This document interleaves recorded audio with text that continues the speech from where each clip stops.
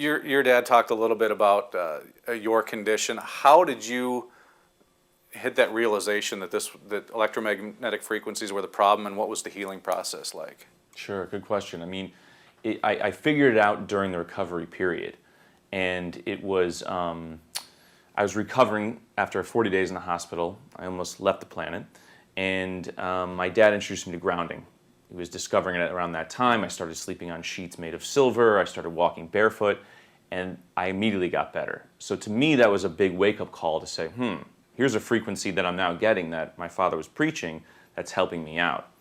And at the same time, I was recovering at my mother's house, and they installed some Wi-Fi and some cordless phones, and I had a relapse of symptoms. So it was these one instance of getting the healing frequencies, and then the situation of getting the bad frequencies and feeling the difference, and recognizing it at that point. But my history was I was exposed to a massive amount of radiation back on Wall Street, where I literally had 2 cell phones to each ear, all day long. My cell phone bills were $10,000 a month. It didn't matter because that was my lifestyle back then.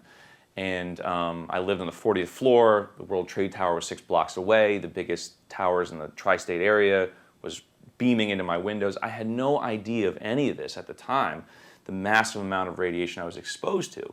Now we've figured it out after researching detectors and modalities and everything else. So it's fascinating, and it's also destructive. So we're hoping to bring that out. So your case, in terms of what you were exposed to, may be more extreme than the average person, but certainly a lot of people do the same things that you did. What were the first things that you noticed in terms of symptoms, and what did they lead into down the road? Sure. Just simple things, nasal problems, congestion, coughing, fatigue, weight loss is really where it started. Just knowing that something was not right, something was wrong. And then it would escalate continually to hospitalization. But that was an 8-year period, actually. That's how long it took.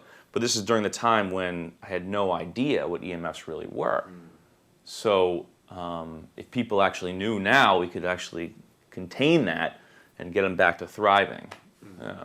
So how's your life different now, and just in terms of the devices that you use, what you do on a day-to-day basis so you don't hit that relapse again? Yeah. I mean, I don't live in fear. That's the number one thing. Don't live in fear, but live with awareness. So I'm aware of this sea of EMF that's out there, and I just take necessary precautions to protect myself, whether it's turn the little button off on your laptop that doesn't transmit Wi-Fi when you're not using it. Or I leave my cell phone on airplane mode pretty much 90% of the day, and I only turn it on when I need to handle a text. I never put the phone to my ear, ever. I put it down and I talk on speakerphone. And if I have the option, I always find a landline. And I don't use Wi-Fi. So there's little things, tricks of the trade that I've just developed to protect, to make sure I get maybe 10% of what I used to get, right?